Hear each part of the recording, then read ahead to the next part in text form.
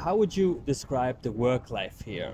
Dutch people really value work-life balance, plus all of the expenses, utilities double, so then you need at least. I don't have to, tell anybody or ask for permission in that sense. When you grow into the role, probably maximum I'd say is around You need to earn, I would say, minimum wage twice.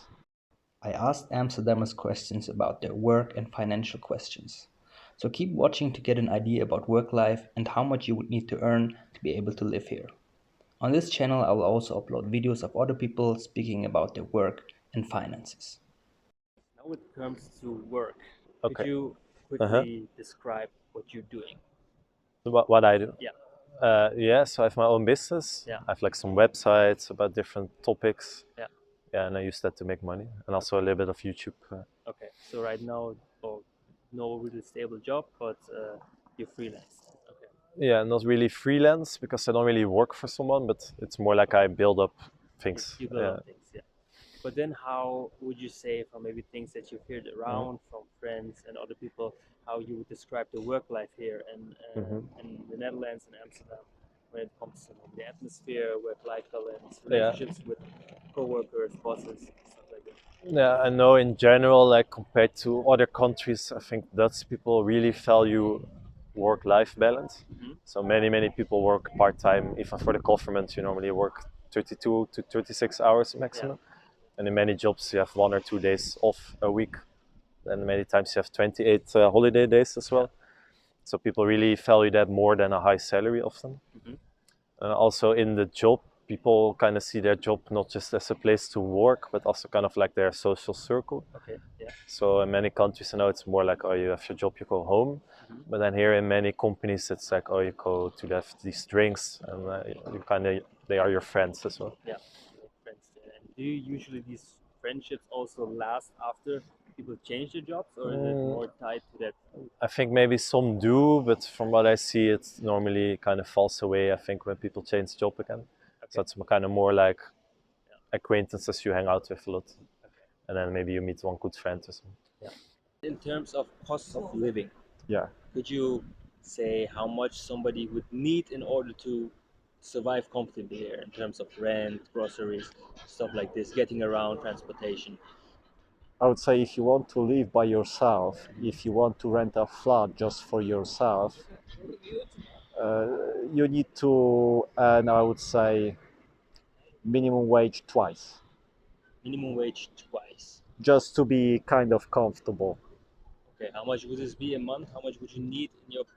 I would say, yeah, if you make monthly, let's say about 3 grand netto. Netto, okay. Yeah. So after After tax, yeah? yes. I would say that's like a minimum to enjoy this city. Okay. Anything below, you are barely surviving. Yeah, okay. Quite a lot that you need here, actually. Yeah. I would say in all those big cities, the costs of living are just going up and up every year. So how is it compared to London? Is it cheaper to live here or more expensive to live here? I would say it's similar, and also London, there are other costs like transportation. You don't have to worry about that. Yeah. If you are cycling, so that's a way to save some money. Yeah. Okay. Now, in terms of cost of living here in Amsterdam, how would you say how much somebody would need in order to live here comfortably, also when it comes to rent and other stuff? Yeah, I think it really depends whether you know someone. Like some people have a connection, like I have a friend who pay only 700-800 euro per month for like a really central apartment. Okay. But then at the same time, when you don't have a connection, it's really hard to find housing. And you might end up paying 2,000 euro per month for like a little room far out of the city center. For a room that is even shared, or? No, it's your own place then, but let's say 45 square meter, like 1 bedroom, 1 bathroom, and then not really in a popular neighborhood, like really 10 kilometers out of the center. Yeah. So it's really, people kind of fight for it, and then you have to bid against each other. And it's actually kind of the cost of the government policy around housing at the moment.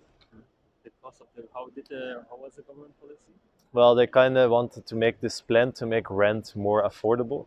So then what they did was they say, oh, we're going to maximize the rent people can ask. But the problem was like they put the rent very low, and then in a free market, and then introducing that part caused many owners of houses to sell them who were previously renting them out.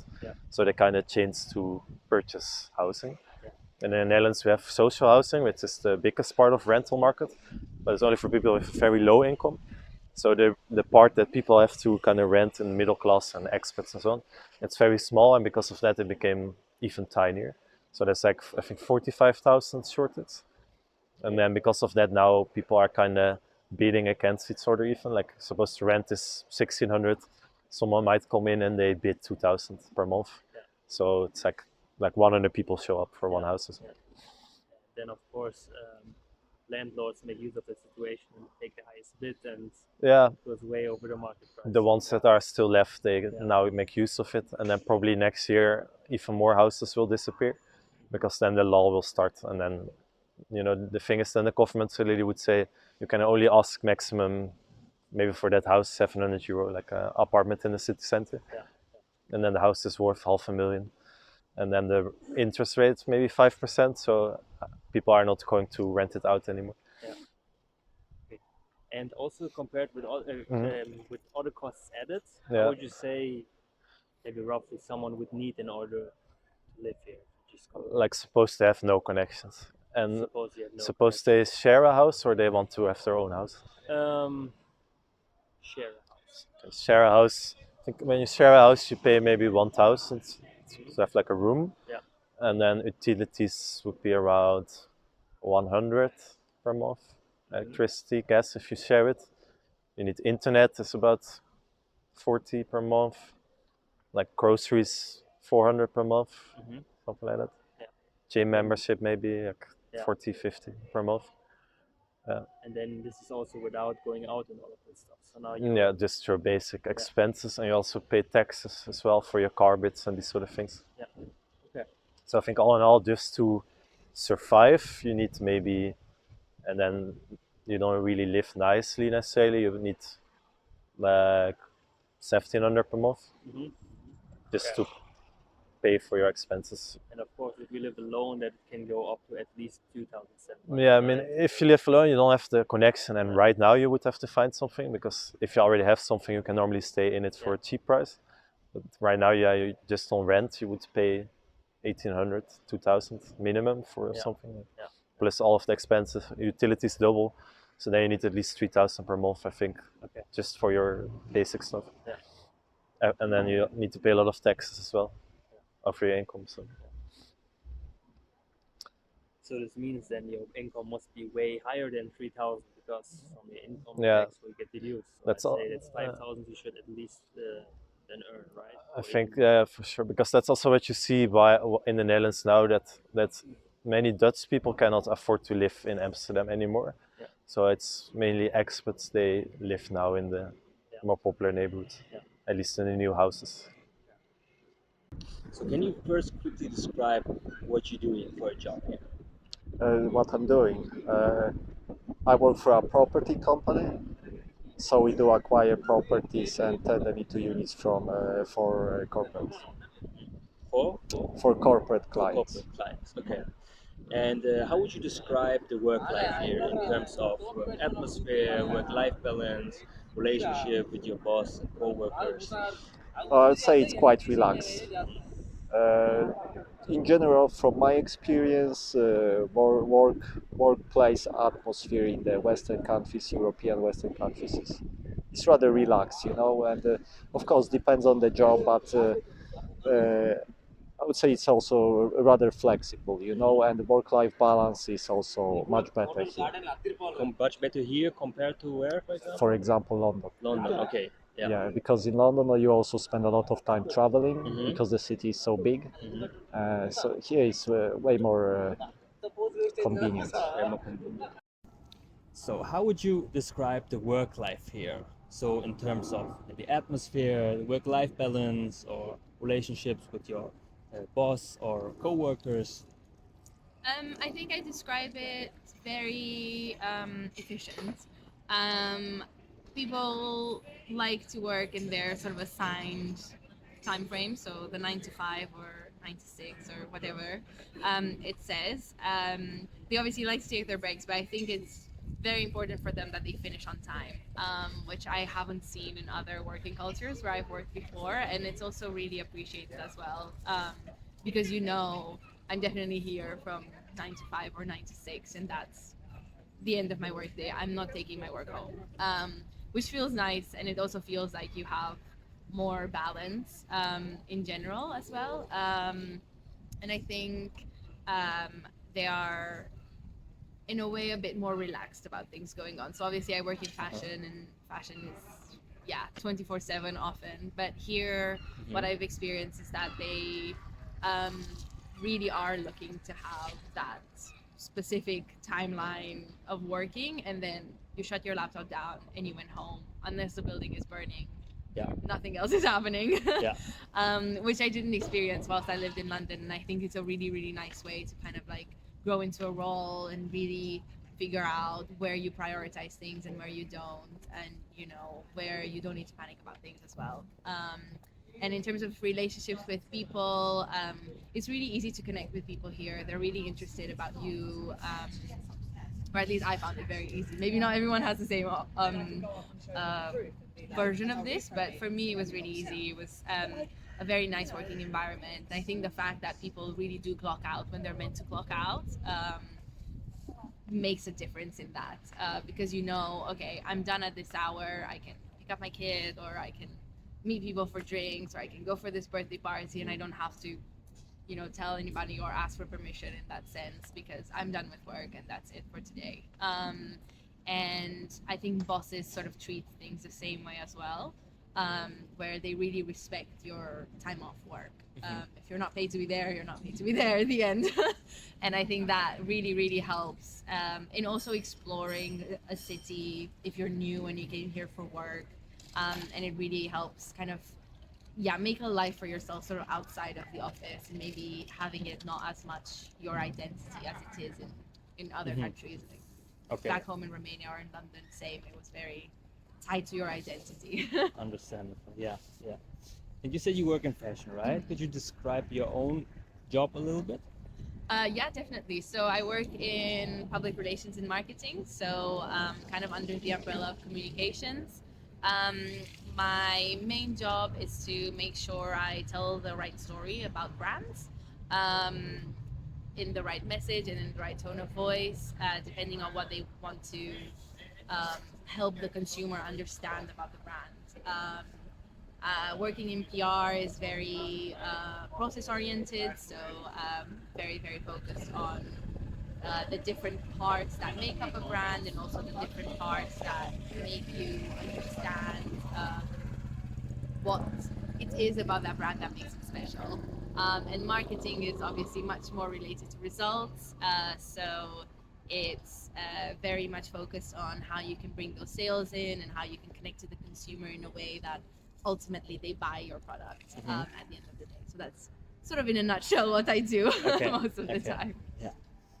And how would you say, not specifically yours, but someone in that field, how much can you expect to earn in Amsterdam? What would be a range? That's a good question. I think range-wise, I'd say probably when you start as so assistant is kind of like the stepping stone. With obviously you can be an intern, but when you're fully paid and a full-time salary as an assistant, I'd probably say I think it's around 28K. That it's I think the minimum here. Per year. Per year. So 28,000 per year. I think. I'm not 100% this is sure. Before taxes or after taxes? Before taxes. Before taxes. Okay. Yes. So what's that? Brutto, I think is the brutto. way they call it here. Yeah. So before taxes, I think that's the minimum you might make, and I think when you grow into the role, probably maximum I'd say is around 100K a year. Okay. But I'm not 100% sure, so I'm about like midway through that. So Yeah. and I also joined here midway through that, so I haven't experienced the assistant here, and I haven't experienced the higher ups here. Okay. But I would assume, and there's obviously like bonuses and things that sometimes come through. Fashion, you obviously, well, actually, maybe not obviously, but you usually get an allowance. So you have like your brand uniform because you have events and you have to represent them. A lot of times you have sales or sample sales or things like that, so it's more accessible. But I think it depends on the industry. Yeah. But yeah, fashion is notoriously lower paid than other places, and creative industries in general are a bit on the lower scale. But I'd say compared to London here, because the average salary is higher, everything else is higher. So The average salary here is higher than in London. yeah, because London they take the minimum salary as the baseline, whilst here they take like the average salary as the baseline. I think average salary is like 30K maybe. I'm not 100% sure, so don't quote me on that. Okay. But I think it's somewhere around their average salary. So even like on the lower spectrum of the hierarchy, you're still earning fairly high. Yeah. And then living here, how would you say how much does somebody need in order to survive comfortably here? I think it depends. So we can break it out like in rent. What can you expect to pay rent, groceries, or other expenses? Yeah. So I think it depends what your priorities are. So if you're someone who lives alone, and it's in a studio or anything like that, so you're not sharing those housing expenses with anyone, I think it gets pretty expensive. I'd say probably people are, if they're kind of like on a more minimum salary, they probably wouldn't be able to live alone in that sense, just because the city is quite expensive. But I think outside of Amsterdam, it's possible. Here, maybe I think average rent if you live alone in a studio is usually over €1,000 per month. Okay, for the student, yeah. This is without any bills included. So Yeah. no internet, no water, no electricity, etc. Those tend to be quite expensive as well. But I think, in terms of rent and bills, you probably need a good 1,500 a month just for that, and then probably Quite a food. lot. Yeah. It's quite a lot. Yeah. If you live alone, and then food, I'd probably say depends again what your priorities are, what kind of things you eat, etc. I'd say you probably need maybe another like 150 to €200. Again, if you live alone, it depends. Yeah, what kind of things you eat and what kind of things you like, where you shop, where you live. There's a lot that can fit into this. Of course, depends on lifestyle as well. Exactly, of it course. depends a lot on lifestyle, and I'd say probably if you go out a lot, then that adds up to it. Yeah. So if you live alone and you make under €2,000, it's a bit difficult. As in, you need a very strict budget to live off of that. But if you don't live alone, I think there's a lot more flexibility because you can split things with your flatmates or with a partner or whoever else is in the house, basically. And I think that can help a lot, both in savings and also in general. Okay. Thank you so much for watching the video. If you want to hear more people speaking about their work and finances and other topics that are related to living in Amsterdam, then please subscribe to my channel. The next city that I will have interviews in is gonna be Berlin. And if you thought that this video was useful, then I would appreciate a thumbs up and your opinion in the comments section. Hope to see you in the next video.